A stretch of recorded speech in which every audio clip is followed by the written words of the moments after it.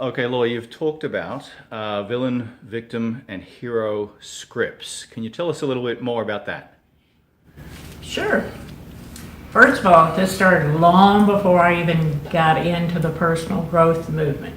It's like I was in my early 20s, I was a reader. I was like an executive secretary reader for a talent agency.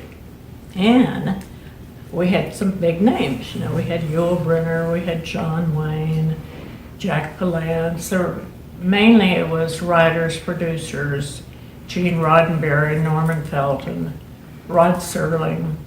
But it was a very creative people, all right?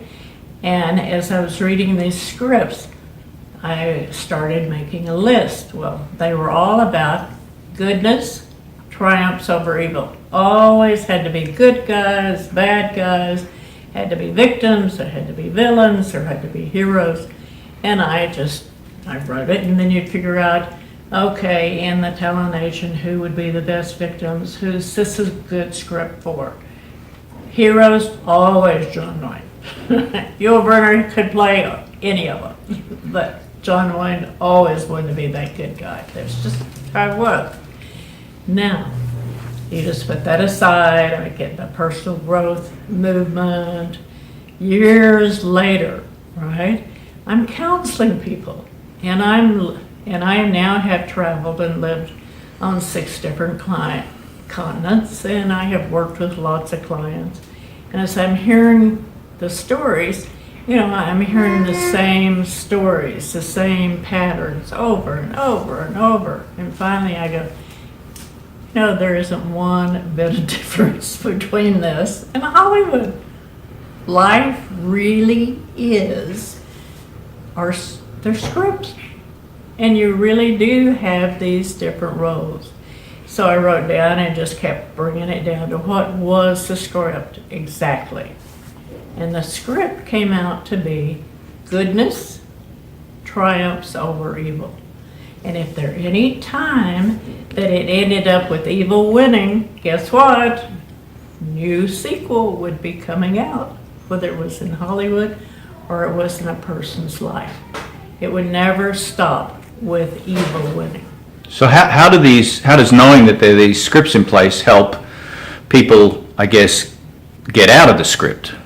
Well, number one, if you understand that it's always going to be that script, all right? Mm-hmm. And it's maybe embedded in us unconsciously, you're always playing it, mm-hmm. All right?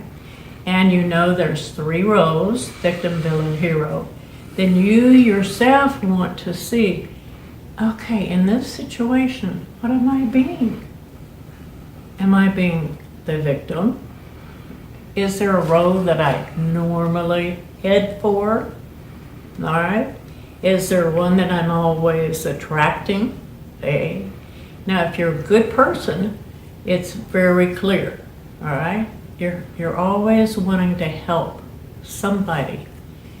And if you are a victim, of course you believe in goodness and there's someone going to save you, help you. But if you're a villain, you love to hurt. And most people get totally snookered because they think, oh, everybody's good. The only problem is if something happened to them, you can just change them. No, a lot of people are actually born and live out a whole life loving to hurt others. So if you see somebody who is really enjoying the hurt, don't for one moment believe at that moment the person is good. No, they're in, quote, the evil part of themselves and they're loving hurting. That can be rehabilitated because at least what I found is the roles go from at first you're victim, then you move to villain if you could not discharge your hurt. If you're now trying to throw your hurt and feel like, and you blame everybody, then see, you're going to go into revenge and swing over to the villain role yourself. then you're justified in hurting other people to get rid of this pain and this, how you were treated. But do the villains really view themselves as villains, or do they see themselves differently to how they're affecting other people? Many people that are villains, if they're true villains, they know they're hurting and they love it. Okay, now, then you have a whole nother group, which is everybody thinks they're the good guy. It's like, yeah, well, maybe I'm against this person, but it's because I'm good. They're ignorant, they're stupid, they don't get it. I'm the good person, see? And you go, okay, they're two opposing forces thinking they're the good guys. It's like, God, if we go way back in history, if you go the Protestants and the Catholics, off at war against each other. Both of them think they're fighting for God. And how many wars is like, I'm for the good one. So if you know the script and you can become conscious, then of course then my teachings became, how do you get out of being a victim without swinging over to the villain? And how do you rehabilitate if you're the villain to the hero? And then I have to tell you, the hero has a whole new set of lessons too. Because heroes think they're being a hero, and yet they're using that kill, hurt energy. Trap. You're not a hero, you're really being a villain, and you just think maybe you're good. You're not. You have to shift. All right?